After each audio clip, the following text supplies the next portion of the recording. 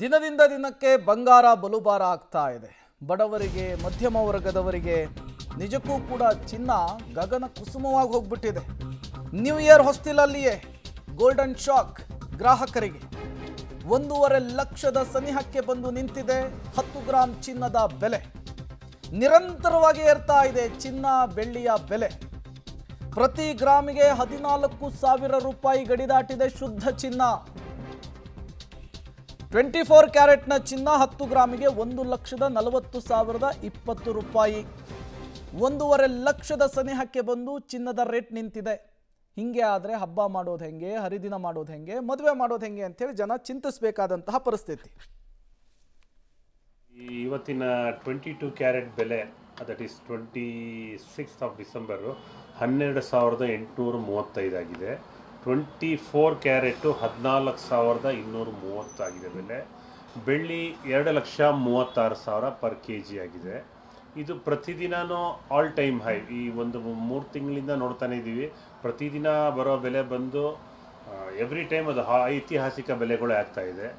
ಆಮೇಲೆ ಇದಕ್ಕೆ ಕಾರಣಗಳು ಹಲವಾರಿದೆ. ನಂಬರ್ 1 ಮುಖ್ಯವಾಗಿ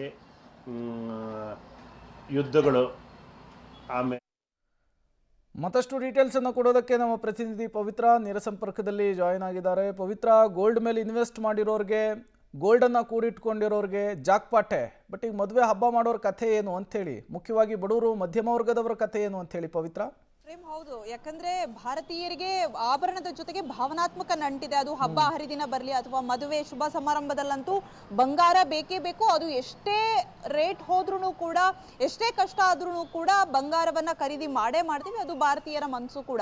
ಬಟ್ ಈಗ ಬಂಗಾರ ಖರೀದಿಗೂ ಕೂಡ ಹಿಂದೆ ಮುಂದೆ ನೋಡುವಂತಹ ಪರಿಸ್ಥಿತಿ ಉದ್ಭವವಾಗಿದೆ. ಯಾಕಂದ್ರೆ ದಿನದಿಂದ ದಿನಕ್ಕೆ ಬಂಗಾರದ ದರ ಬಾನೆತ್ತರಕ್ಕೆ ಹೋಗ್ತಾ ಇದೆ. ದಿನದಿಂದ ದಿನಕ್ಕೆ 70% ಅಷ್ಟು ಹೈಕ್ ಆಗಿದೆ. ಸೊ ಬಂಗಾರದ ದರ ಇನ್ನೊಂದು ಶಾಕಿಂಗ್ ಅಂದ್ರೆ ಈ ಬಂಗಾರದ ಏರುಗತಿಯಲ್ಲಿ ಸಾಗ್ತಾ ಇರುವಂತಹ ದರ 1% ಅಷ್ಟು ಕೂಡ ಇಳಿಕೆ ಕಾಣೋದಿಲ್ಲ ಅನ್ನುವಂತಹ ಅಂದಾಜನ್ನ ಜುವೆಲ್ಸ್ ಅಸೋಸಿಯೇಷನ್ ಹೇಳ್ತಾ ಇದೆ. ಸೊ ಹಾಗಾಗಿ ಸದ್ಯದ ಮಟ್ಟಿಗಂತೂ ಬಂಗಾರದ ದರ ಇಳಿಕೆಯ ಯಾವ ನಿರೀಕ್ಷೆಯೂ ಕೂಡ ಇಲ್ಲ. ಇನ್ನೊಂದು ಕಡೆಗೆ ಬಂಗಾರ ತುಂಬಾ ಸುರಕ್ಷಿತವಾಗಿರುವಂತಹ ಹೂಡಿಕೆ ಅಂತ ಅದರತ್ತ ಹೋಗ್ತಾ ಇದ್ದಾರೆ.